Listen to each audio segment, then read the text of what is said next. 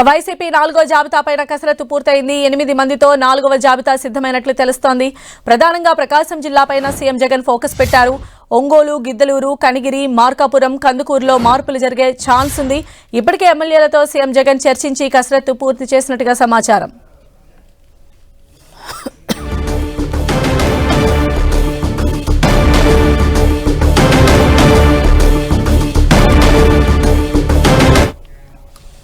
Fourth list కి సంబంధించి కూడా ఏపీ సీఎం జగన్ కసరత్తు చేసినట్టుగా తెలుస్తోంది. మరిన్ని అప్డేట్స్ తెలుసుకుందాం. మా ప్రతినిధి దుర్గా మనకు అందుబాటులో ఉన్నారు. దుర్గా, సంధ్య, మరి కాసేపట్లో వైఎస్ఆర్సీపీ ఇన్ఛార్జీల మార్పులకు సంబంధించినటువంటి 4వ లిస్ట్ ని వైఎస్ఆర్సీపీ ప్రకటించబోతుంది.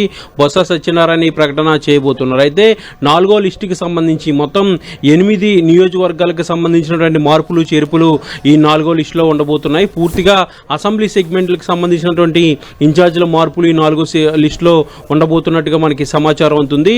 అయితే ఈ 4వ లిస్ట్ కి సంబంధించి కసరత్తు అంతా కూడా గత 4 రోజుల నుంచి కూడా సీఎం జగన్ చాలా సీరియస్ గా చేయడం జరిగింది. అయితే ఈ 4వ లిస్ట్ లో ప్రధానంగా ప్రకాశం జిల్లాకు సంబంధించినటువంటి మార్పులు చేర్పులు ఎక్కువగా ఉండే అవకాశం కనిపిస్తుంది. ఇందులో భాగంగా ప్రధానమైనటువంటి కనిగిరి, అలాగే కందుకూరుతో పాటు మార్కాపురం, ఇక ఒంగోలు, అలాగే మిగిలినటువంటి స్థానాలు కూడా ఉండే అవకాశం అయితే కనిపిస్తుంది. అయితే ప్రకాశం జిల్లాకు సంబంధించినటువంటి కసరత్తు అనేది సీఎం జగన్ చాలా సీరియస్ గా చేశారు.